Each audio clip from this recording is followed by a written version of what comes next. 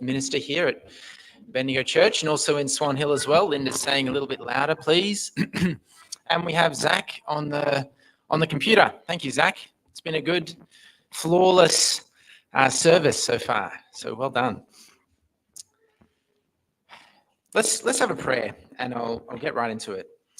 Our Father in heaven, Lord, I pray that you be with us this morning. I pray that you would guide us and teach us by your word and by your Spirit, that you would be among us and that you would teach us something that we can take with us for the rest of the week. And I pray this in Jesus' name. Amen.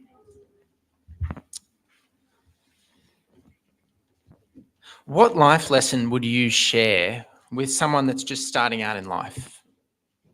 What life lesson would you share with someone that's just starting out in life? Now, I don't want the kids to jump up and down and start sharing. I'm looking for some of the older people. What life lesson, in fact, Munda, if you can grab that microphone when you're done. Does anyone have a life lesson to share? What life lesson would you share with someone just starting out? I would say, Is it not working? always be kind. That's a good one. I was going to say, get work experience at 5 because you'll need it in this economy. This is a good millennial lesson. Yes, we're all sorry that we didn't get part-time jobs when we were 5 years old. That would have helped us. We would have been able to have a house, maybe. So Linda said, sorry, Linda? Always be kind. I like that one. Any others? Susie? Golden rule, treat others as you want to be treated. Good. Chaka? Learn to embrace failure. Failure is a part of life. Failure is your friend. Learn to embrace failure. That's another good one for millennials. We struggle with that one. Okay. Yeah. Find the most respectable elder person you know and seek to emulate their virtues. Find the most, I'll repeat it even though it's from a young person because I think you'll like this one. Find the most respectable older person that you know and seek to emulate their virtues. Good lessons. Good lessons. Now, we're going to be talking about the first life lesson that God gave to humanity. But first of all, I want to start in a little more of a challenging place because we're going to be talking about the Sabbath. And we can find it too easy to talk about the Sabbath in this church because everyone agrees on the Sabbath. We're all happy, in harmony on the Sabbath. I want to shake you up a little bit. I want to make it a bit more challenging for you. Okay? Is that all right? All right, maybe one or two things, it's okay. Colossians chapter 2. Now, if you're an evangelist like Mohammedi, you know where I'm going. If you're not, that's okay, you'll find out. Colossians chapter 2, verses 16 to 18. Colossians chapter 2, verses 16 to 18. So Colossians is one of the epistles of Paul. It's towards the end of the Bible. So if you go to the end at Revelation and you work your way back, you'll get to Colossians fairly soon. Colossians chapter 2, verses 16 to 18. So let no one judge you in matters of food or drink or regarding a festival or a new moon or Sabbaths, which are a shadow of things to come, but the substance is of Christ. Let no one judge you in food or in drink or regarding a festival or a new moon or Sabbaths, which are a shadow of things to come, but the substance is of Christ. Now, this is a text that sometimes people will quote to our evangelists or when we're trying to witness. And the point is, don't judge me, right? This is nice, isn't it? Normally, Christians go out there and they say, you're a bad person, you're smoking, you're drinking, you're committing adultery, you're doing this, you're doing that, you're a bad person, come to Jesus and be saved. And what does the non-Christian say? Don't judge me. But we are the Christians to the Christians, aren't we? We go to the Christians and we say, you're breaking the Sabbath. And they say, don't judge me. All right, I'm not saying you should do it that way, but this is something that happens, right? And this text they quote to say, do not judge me, because the Bible says, do not judge, don't be judged about the food and the drink. There's another one, I'm going to eat my bacon hamburgers and put another shrimp on the barbie, which is something that we never do. Don't judge me. Going to smoke my cigar, which of course I know a lot of you would love to do. Don't judge me. But what is this text actually saying? Is this really a text designed for people who don't want to follow God and they're just looking for an excuse to do the wrong thing? Because that's the way it's used, isn't it? It's used as an excuse. Don't judge me. What does it mean when it says in verse 17, these things are a shadow of things to come? A shadow of things to come. When we think of a shadow, and you can find biblical precedent for this, we think of it as negative, a bad thing, right? Oh, it's a dark shadow fell over the nation, right? A shadow. But actually, it's not apparently clear in my translation. I don't know about your translation, whether it's a little clearer, but this is not a complete thought. The second part of the thought is necessary to understand the first part. So I'll read the second part. But the substance is of Christ. But the substance, another version says, is Christ. Now that word substance is not like the word for, alcohol or something, substance abuse. And it's not that word. All right. It's a contrast, two different words. One is shadow, the other is substance. That's what it's talking about. One thing is real, objective, factual, absolute, and the other thing is subjective, transitory, temporary. It's just trying to get you to the point of the thing that is real. That's what it's saying. So some things are like subjective. They're things that are specific and local and maybe applicable in some circumstances, and we can have all sorts of debates about how to apply them. But there's something else that is objective. There's something else that is real. There's something else that is fundamental, essential. And what is that? It's not the Sabbath. What is it? It's Jesus. Naughty Mandler. Jesus is the real thing, the real deal. So we say, no, this is not talking about our Sabbath. This is only talking about some other Sabbaths. And that's a fair point, because it doesn't explicitly talk about, that really important thing in the Ten Commandments, that thing is not important anymore. It doesn't say that. It's talking about all these different festivals that the Jews had, new moon festivals and Passover festivals. And we don't keep those things. But what if one thing is a shadow and the other thing is the substance? If one thing is like a symbol and the other thing is the reality, then what is the Sabbath actually trying to show us about Jesus? Are we allowed to talk about that? So I'm not going to get up here and tell you the Sabbath is wrong or that you shouldn't keep it. But I want to talk about, what does the Sabbath tell us about Jesus? All right? So let's just say that we grant that this text is talking about our Sabbath as well, and that it's actually trying to tell us something about Jesus. What then does it tell us? Because some might think that it's already been fulfilled. Well, is that the case? Let's have a look. So we begin in Genesis chapter 2. Welcome. We begin in Genesis chapter 2, verses 1 to 3. So we just finished going through the entirety of Genesis chapter 1. We talked about day 1, which was the first day, the first time. There were no days before that because there was no time before that, right? Day and night began on day 1. Now we have day 1. What was day 2? Space. God created a space. Yeah.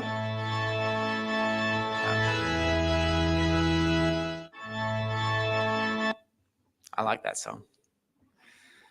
God created a space to fill, right? And then he created a foundation, a solid solid ground, solid matter in which to put things. Day 3.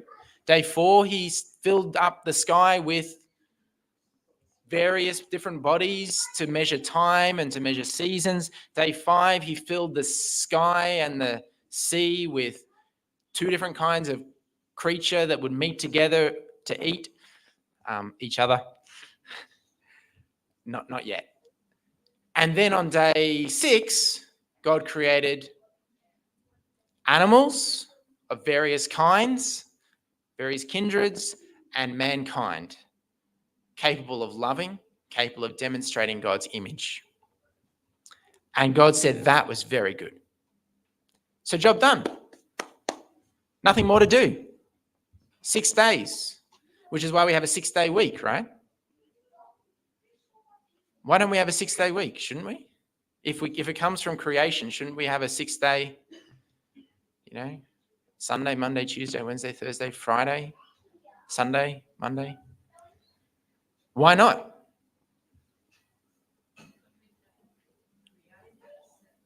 God did something, same story. Now, this is a bit confusing, but when they put the chapters into the Bible, this was not when it was first written. They put the chapters in, and they put chapter 2, let's just say, in a creative spot. Instead of being at the end of the first story, they put it at the end of the 6 days. And then they put the last part of that story into chapter 2. I don't know why they did that, but they did. All right, so Genesis chapter 2, verses 1 to 3 concludes the chapter 1. Basically, it's still part of the same story, and it concludes it. Thus the heavens and all the host of them were finished, and on the 7th day, God ended his work which he had done. And he rested on the 7th day from all his work which he had done. Then God blessed the 7th day and sanctified it, because in it he rested from all his work which God had created and made. And then verse 4 goes on to say, this is the story of, it's the new story. Okay, so we're not going to verse 4. But I'm just showing you from the Bible that verse 4 is actually where chapter 2 should begin. Okay, so 3 verses, not a lot. What word is coming up over and over again in these 3 verses? There's a couple of different concepts coming up over and over again. What's coming up over and over again?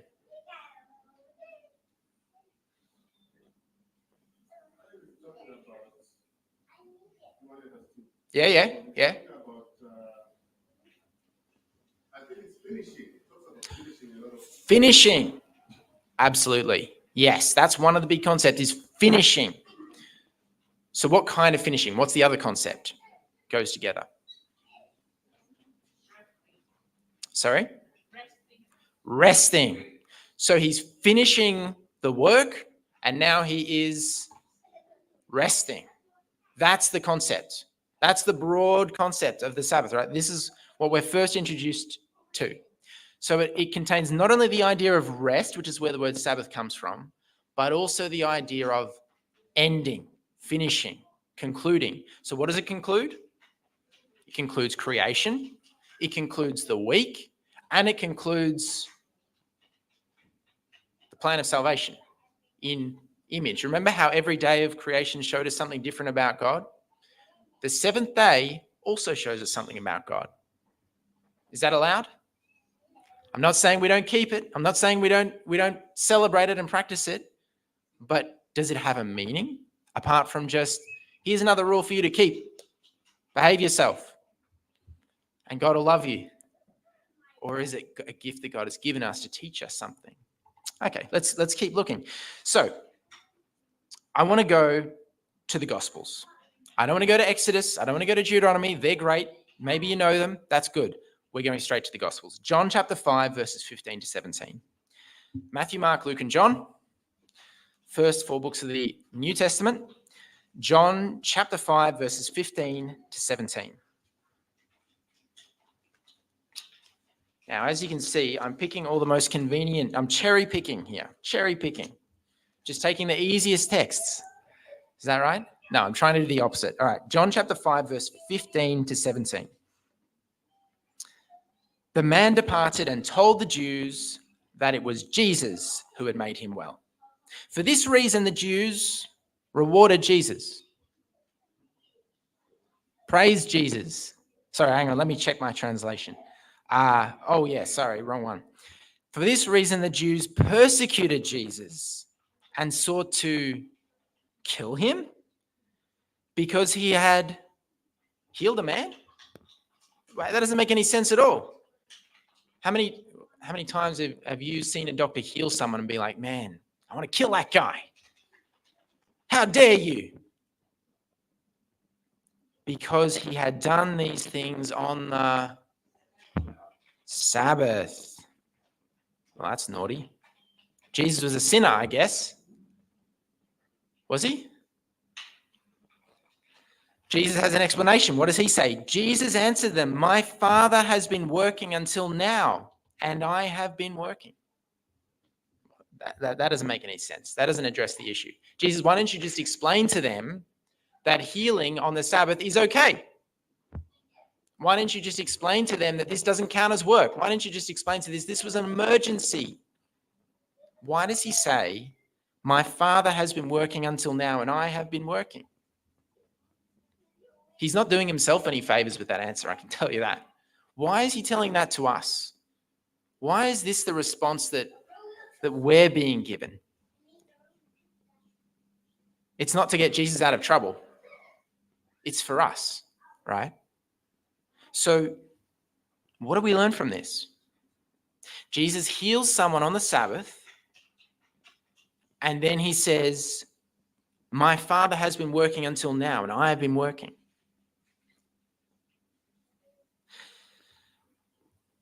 What is Jesus getting at here? My Father has been working until now. Where does that language come from? What is Jesus evoking? What is he making us think of when he says, my Father has been working? Go back to creation, right? Day 1, God is working away. He's working hard. He's making time. Day 2, he's making space. Time 3, he's making matter, so on and so forth, right? God is making all these things, right? God is making this, making that, making that. And now on the 7th day, he rests from his work. What about Jesus? What is Jesus doing when he comes? Sitting back, saying, yeah, Peter, get me another coconut, please. Yeah, Peter, would you send someone to go, please bring me a fish? I'm hungry. You're a fisherman. You do your job. I'm God. You serve me. Is that what Jesus came to do? So in what way was Jesus fulfilling the Sabbath in his ministry? Right. He was actually serving others. You would even say he was working, right? How does that make any sense? It seems kind of backwards. So Jesus in his earthly ministry, I've shown in the previous sermons how various things that he did were like fulfillments of various days of creation, right? He brought people together. He showed people the image of God, right? But on the 7th day, where does that fit in with Jesus' ministry? Where does Jesus rest in his ministry? Well, we will go there, but I'm going to make a bigger point about it. So John chapter 19, same book, 19th chapter, starting in verses 38, going to verse 38 to 20. Chapter 20, verse 1. John 19, 38 to 20, verse 1.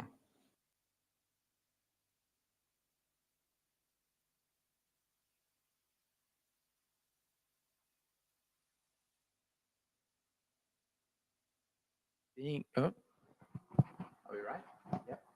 Being a disciple of Jesus, but secretly for fear of the Jews, asked Pilate that he might take away the body of Jesus.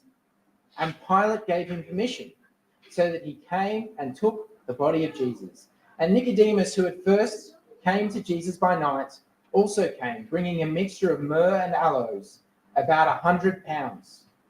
Then they took the body of Jesus and bound it in strips of linen with spices, as the custom of the Jews is to bury. Now in the place where he was crucified there was a garden, and in the garden a new tomb in which no one had yet been laid.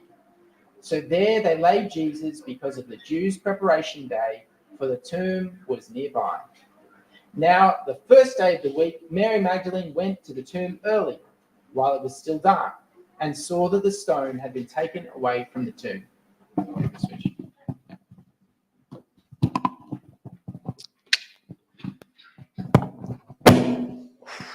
Sorry about that. All right, so I was just reading John chapter 19, 38 to chapter 20, verse 1. I won't read it again, but you can see it there in your Bibles. So let me read just those last two verses. So there they laid Jesus because of the Jews' preparation day, for the tomb was nearby. Now, the first day of the week, Mary Magdalene went to the tomb early. So what happened on the Sabbath? What happened on Saturday?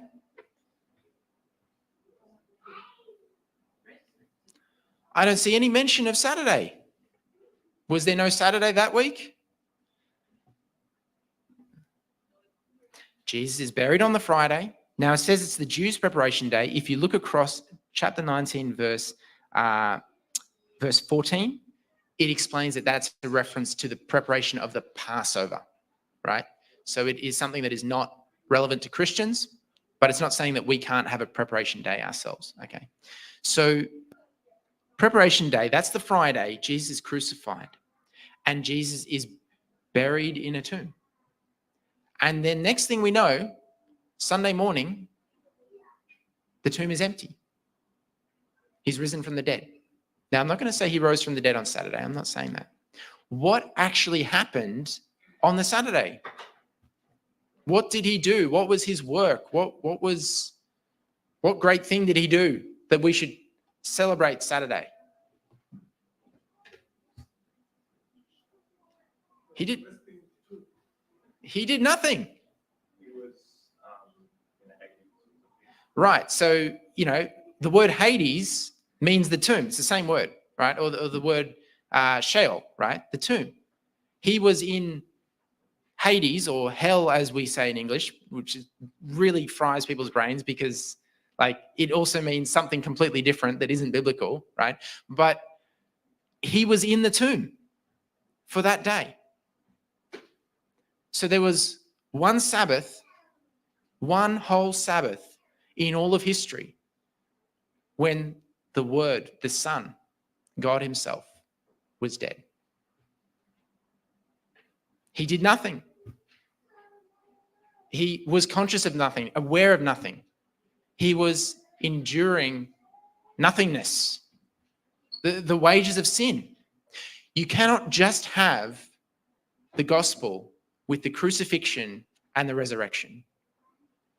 You've got to have death too, because Jesus didn't just die to save us from dying and pain and suffering, or to give us life. He did die for both of those things. He did give us both of those things, but he also died to save us from death itself, the grave.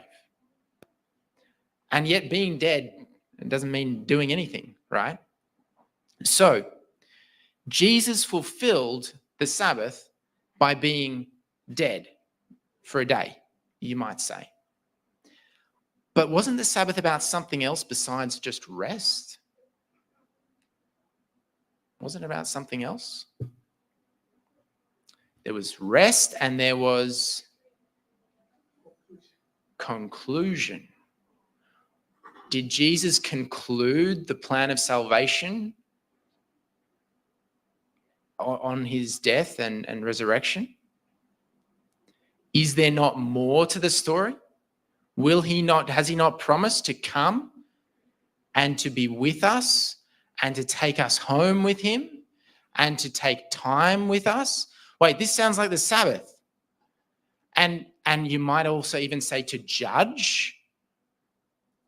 Now, once again, the day Saturday is associated traditionally with judgment and the end of the world.